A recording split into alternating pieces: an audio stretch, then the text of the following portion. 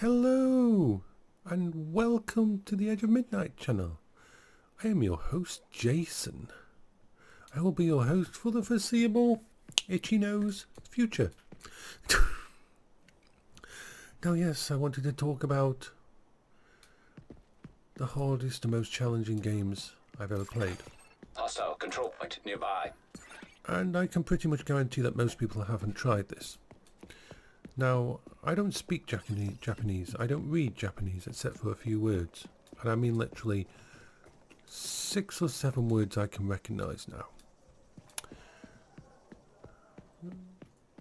There's something called there's a lot of RPG Maker games. Now, they're small games. And if you're into graphics and shiny, then they won't interest you really. But a lot of them have a huge amount of content. But the challenge is this. There is a huge amount of Japanese RPG Maker games. And Chinese. And so you're playing a game where you don't understand the language, you don't understand the idea of some of the things they do. That's a flamethrower. That's not something I want to meet on a... Oh, jeez. Oh, yeah, that wasn't nice.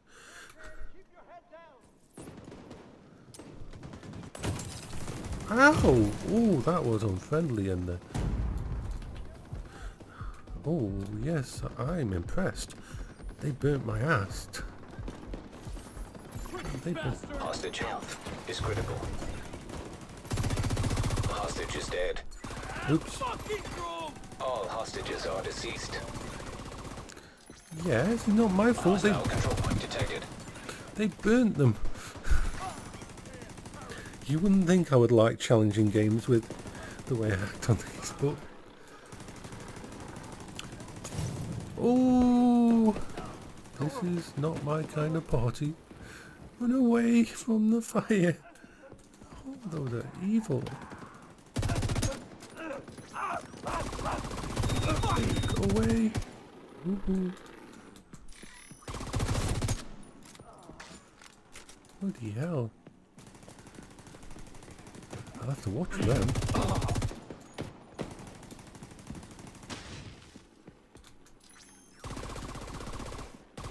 I will really have to watch for them.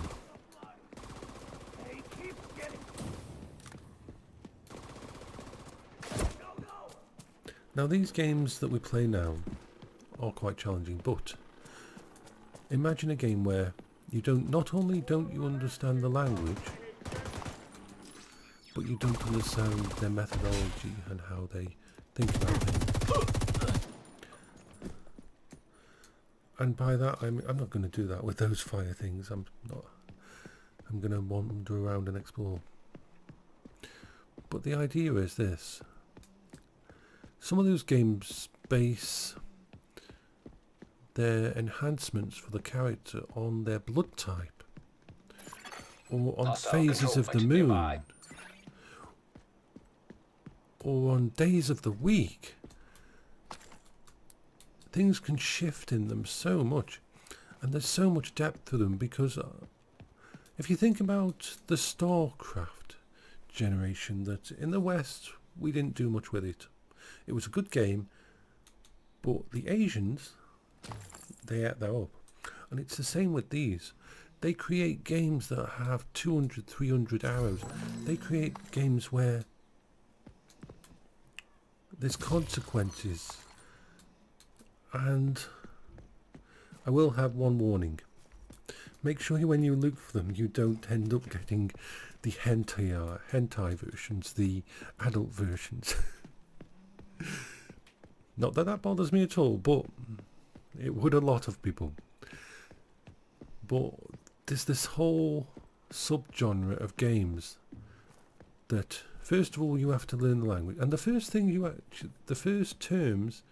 written terms in Japanese that you will learn are save game and load game. It's the same little thingy in every single one of the games, so you get to know it. You know how to save and to load. And you learn equipment tab. So you know how to do that, which is interesting. As I'm playing one of those games, I don't play them often these days, you spend a lot of time figuring out Agent in need of backup. the language. Ooh, look. Hostile control point detected. Ooh, there must be something in there. And so these, I would class as some of the hardest games I've ever played. Because you've got the language barrier, you've got the culture barrier.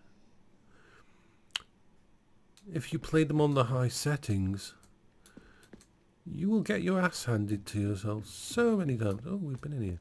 But we won't go out the other side. We'll go out the other side this time. Oh, where's Texas?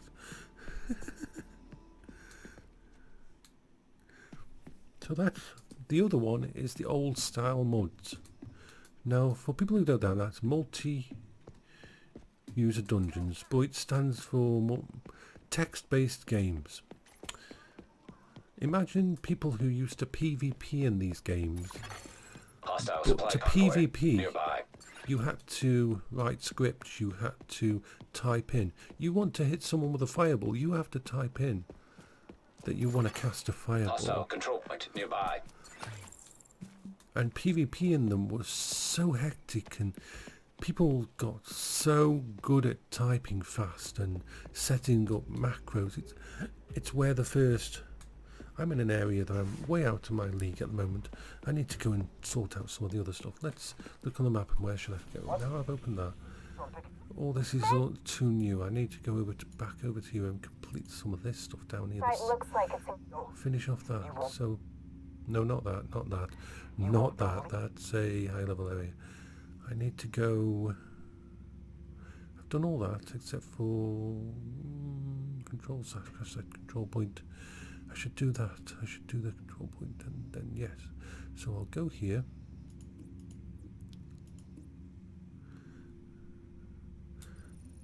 Nothing against the people who say that their games are hard these days, but most of them are not.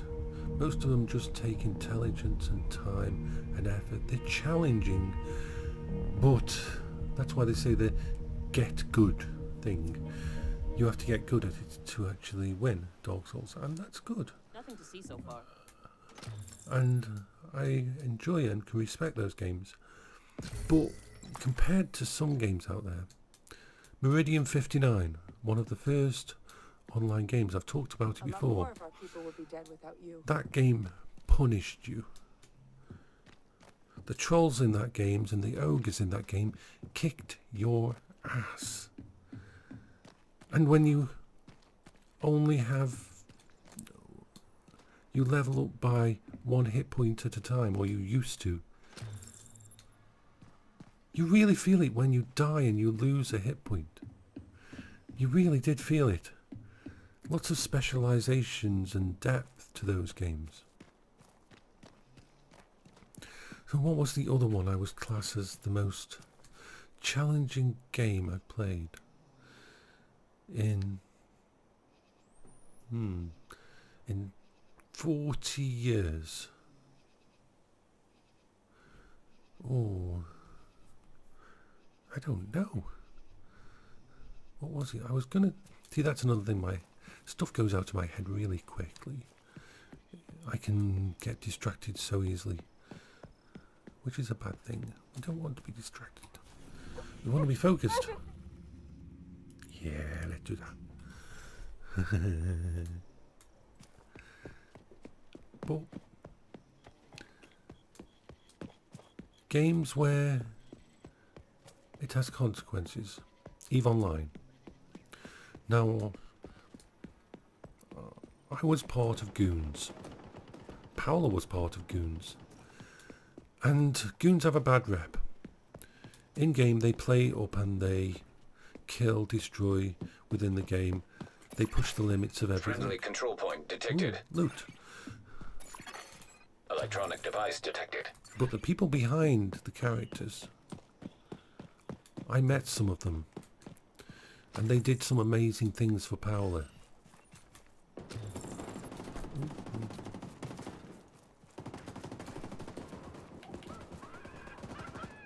They're coming around the flank.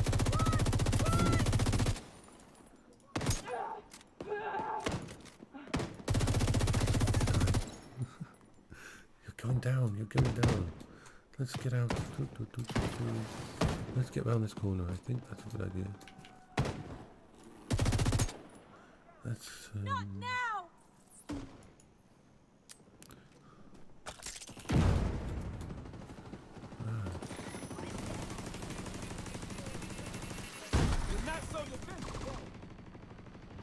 Where are you?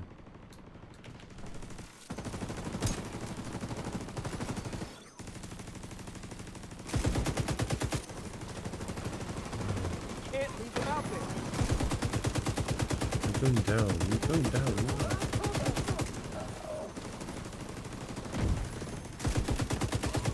EVE Online has always been a very harsh mistress. It's a Darwinism game. People don't like goons because they survive and they...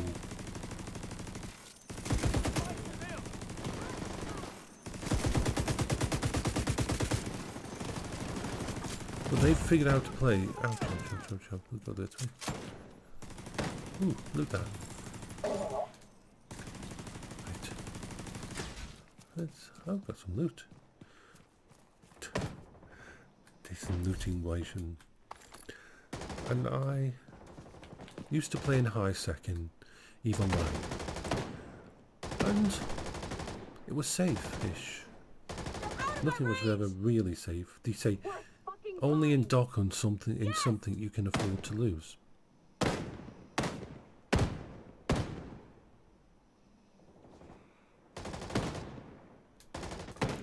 Sneak around the back, sneak around the back. Sneak around the back.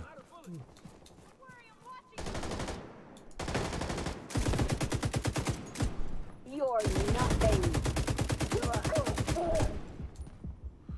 Right. Ooh, that was close.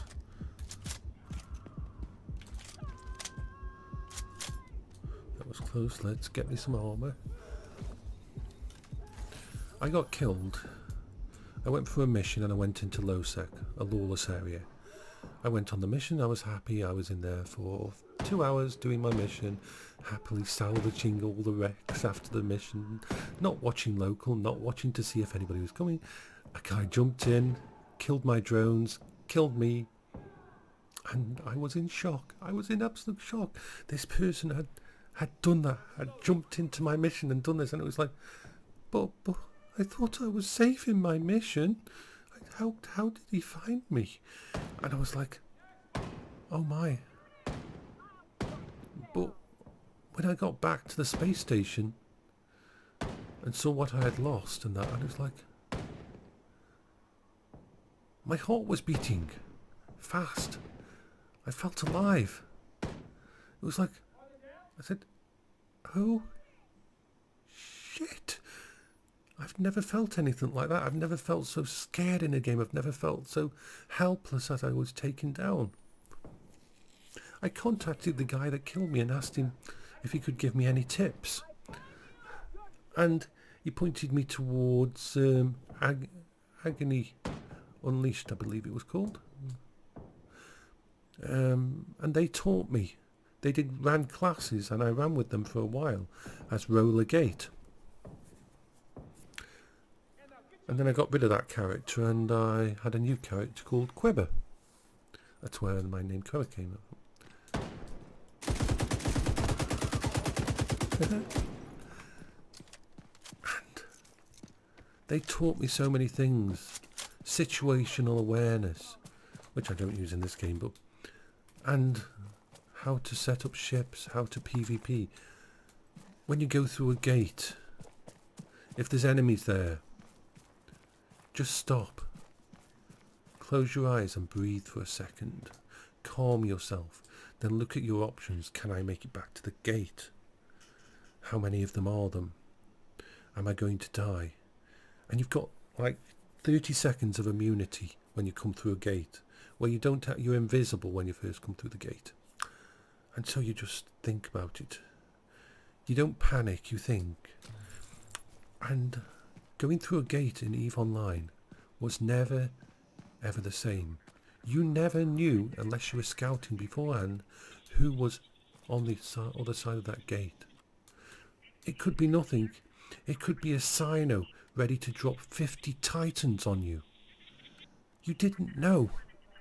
And that was why I spent most of my This time... court determines that you, this isn't it. Colonel Antoine Ridgway, have been found guilty of violating the Uniform Code of Military Justice for the crimes of unlawful detention, failure to obey an order or regulation, and murder. You will therefore be stripped of all ranks and titles pertaining to your service in the armed forces and detained until further notice. Mr. Ridgway, would you like to make a final statement? Very well. Ooh. So that's why I went... Let me just position myself on this seat better. Okay. So yeah, I loved being in 0-0, Lawless Sector, and I enjoyed building new ships and fitting them out and trying to figure out what would make me better survival. I played in every type of ship, from everything except for a Titan. I had carriers, I had dreadnoughts, I was in all of the biggest battles that were ever on all the big news sites. I'll give you a link in the actual description to this video to my Killboard history. I haven't played since 2015. I know I should go...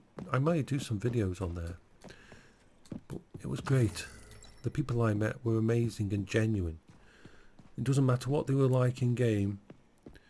These people, I felt safe with them around my wife. Thought I heard something. Ugh, you're making me nervous. That tunnel will take you! I'm gonna get you! Ooh.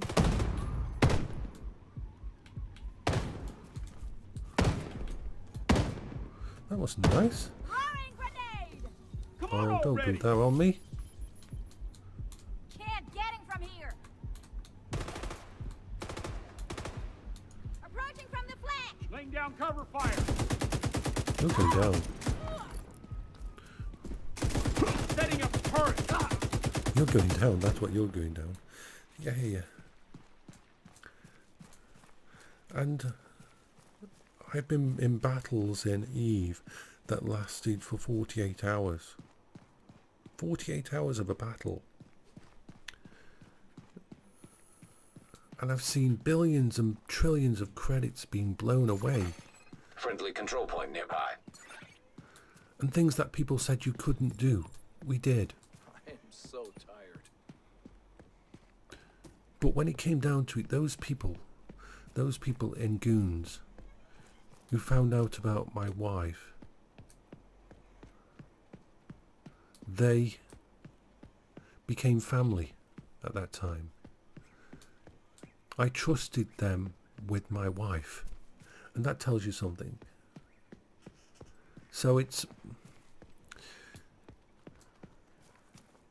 if Goons ever did anything wrong, it was making themselves out to be the bad guys too well. What?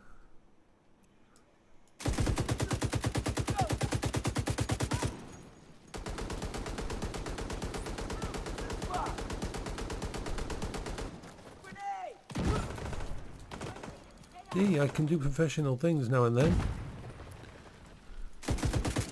Which, like, certain groups are from ex or current police officers, and you can tell in their tactics in EVE the way they know how to do things and plan for things.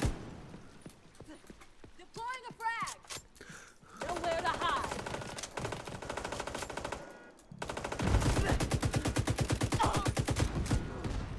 Right, we kicked ass. We kicked ass in a good way. Let's see if there's any loot over here. I know I'm supposed to be going for a mission. I'll never end up there. But yeah, my last ship that I used to fly in was called Addictor, and I would spend most of my time with the fleets sitting at a safe point, waiting for the fleet leader to say he needed me. It took a lot of patience, and you didn't get a lot of kills because you spent a lot of time just sitting and waiting for that moment when your FC, your fleet commander, calls on you. it takes a lot of balls, and you will probably die a lot as a interdictor. A Saber was my favourite ship, the Saber. And what I mean by waiting is this. Your fleet can be engaged with someone on a gate. The enemy fleet can start to align, to warp out, to get away. So your fleet commander will call on you. You'll jump down to the middle of the enemy fleet. You'll jump down to one of the wrecks, right in the middle of the enemy fleet. And you'll pop a bubble. This bubble is created and means anything within that bubble can't warp out. So you will probably die because you can't warp out either. And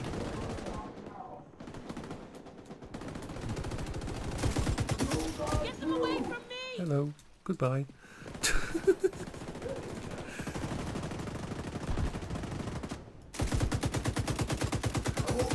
Incoming ammo, incoming bullets.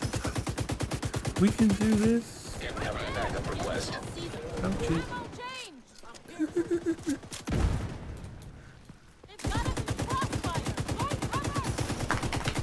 Going down, yay! We did it. Hey, we're tougher than we So, look. there's a lot of really challenging games out there that punish you if you do something wrong. Dark Souls wasn't the first one to do it.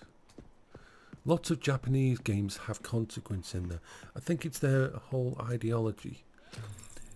In a Japanese movie, the hero usually doesn't survive. Usually dies because they understand sacrifice. In the West, Hollywood movies, the good guy always wins. Apart from stuff like Band of Brothers. And Band of Brothers, if you've always watched American Hollywood war movies and war series, and then you watch Band of Brothers and Pacific, and you see the senselessness, and you see the random acts of death, and you think, but that person shouldn't die, that person should have survived. But that's all Hollywood's doing. It's not real life. The hero doesn't always survive. In fact, the fact that the heroic act has consequences, not only during the battle, but afterwards. You sacrifice things, you sacrifice yourself. And that's why I like a lot of Japanese movies, because everybody, not only, I mean, we've got Saw and we've got, people die in Western movies, but it's usually the bad guys, or it's people we expect to die. I can't remember the name of the Japanese game, but I remember playing it. I was 80 hours into this game, and my companion in the party had a lot of depth, everything was going well, had a huge backstory about family and trying to be there for them. And during a random battle, which seemed just like a normal random battle, he died. And you couldn't bring him back.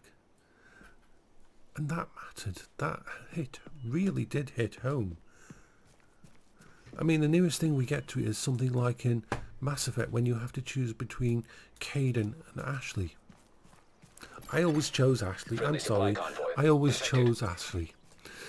But when I first was given that choice, I remember I was sitting with Paola, and that choice came up on the screen. And I looked at Paola, and she looked at me, because we played those kind of games sitting together and watching.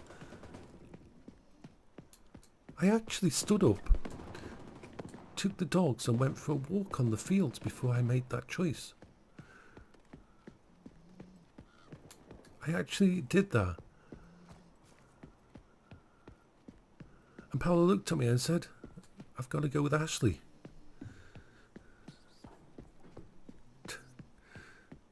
Those kind of things, they're special, those moments. And that's why I liked about EVE. I knew that every time I undocked, I was putting myself on the line. I looked at PvP in World of Warcraft and I said, "Ooh, if you what?" I said to him, "What happens if you lose?"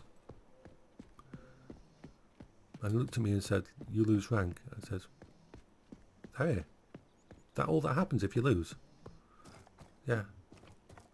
How can I become motivated to PvP if all that's going to change is my status in a rank or something? I can't. Not after going through PvP where people lost thousands upon thousands of dollars worth of ships and equipment, and entire alliances imploded, and fights that went on for hours and days. It's ruined me for that. Just like I can't play first person shooters anymore on the PC. Not the way I used to When anyway. Dock Zone East was sealed off, stockpiles were left behind. You'll need to get in, map the site, reactivate the security protocols at the control room, and collect whatever you can while you're there. But first, you need to reach the gate. I swear I saw a bunch there for a second. Listen, we're not gonna walk away from all the goodies just waiting for us in there. Fuck! Okay. One more try, that's it!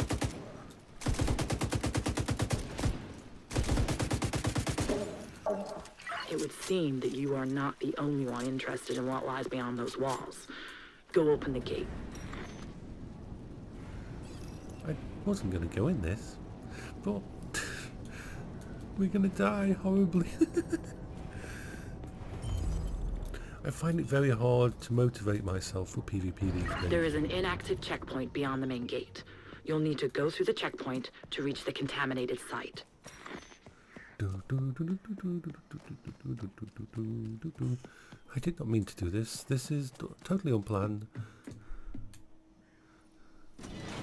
Once you're inside, you'll need to create a map of DZ East. Okay. I'm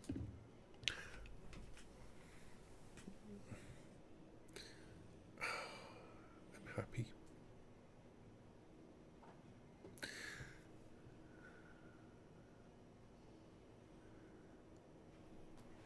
I can't, like I said, I can't play first-person shooters anymore on the PC.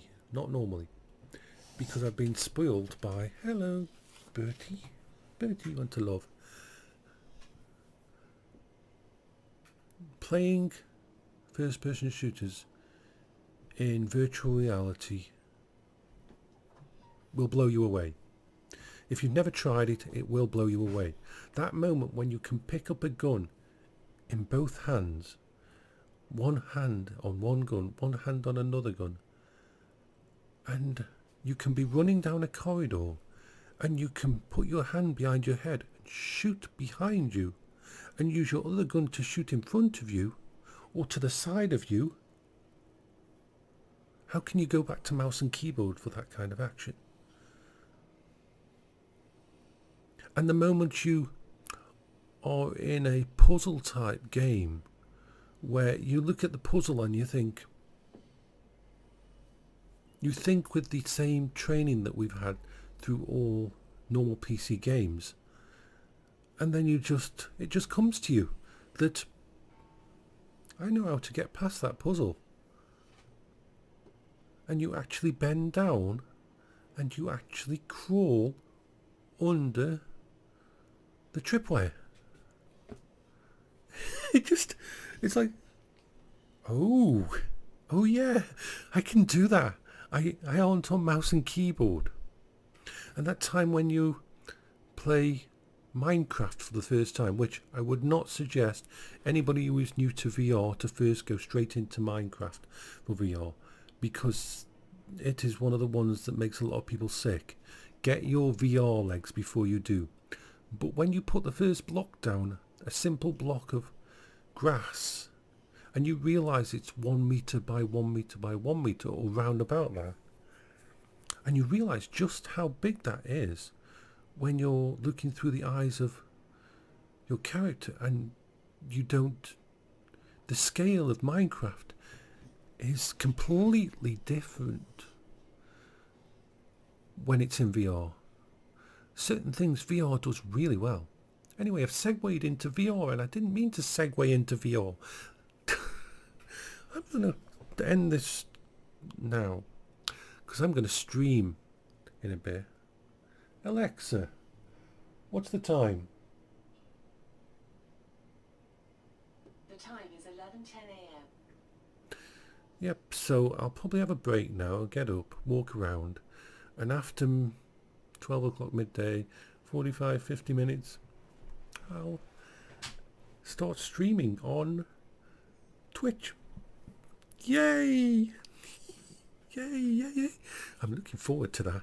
I've still got to tweak the settings, because it doesn't look as good because of your streaming and it's different. But we will get there, and I will have the chat channel up, and people can comment and talk to me while I'm streaming, and we can have fun, because that's what it's all about. I hope you're all having a good day. This is Jason for the Edge of Midnight channel, signing off. Bye bye.